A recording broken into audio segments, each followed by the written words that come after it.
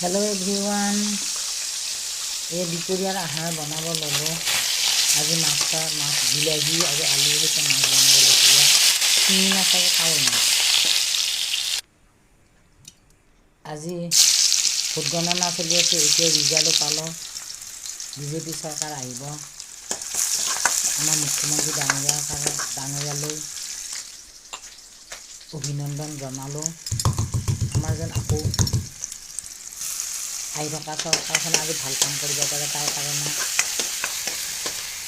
আনন্দই লাগিছে, মানে ভালো লাগিছে। ভাল ভাল কামবিলাক কৰিব বুলি আশা থাকিল। লগতে আমাৰ জুবিন দাই নিয়াই যাব বুলি আশা হ'ল। চৰকাৰ আহিলে নিয়াই নাযাব বুলি ভাবিছিলোঁ। এতিয়া আৰু মই বিজেপি আহিল যেতিয়া আকৌ নিয়াই যাব বুলি আমাৰ বহুত আশা আহিল, মানে 100% নিয়াই যাব।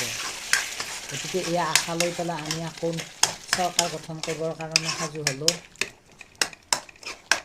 সকলোৱে চাগে আনন্দ পাইছে।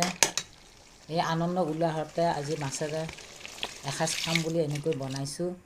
বিলাহী, আলু, মাছ এনেকৈ বনাই পূৰা আনন্দমতে খাব ল'লোঁ। খোৱাটো বাৰু নেদেখালে, মই ভিডিঅ' নবনাওঁ, বনোৱাৰহে ভিডিঅ' বনাওঁ। তাৰ কাৰণে মই খোৱা দেখুওৱা নাই। আজি মানে বহুত উদ্দীপনা আহিছে। ভিডিঅ'টো চাই ভাল লাগিছে যদি কমেণ্ট কৰিব, লাইক কৰিব আৰু শ্বেয়াৰ কৰি দিব।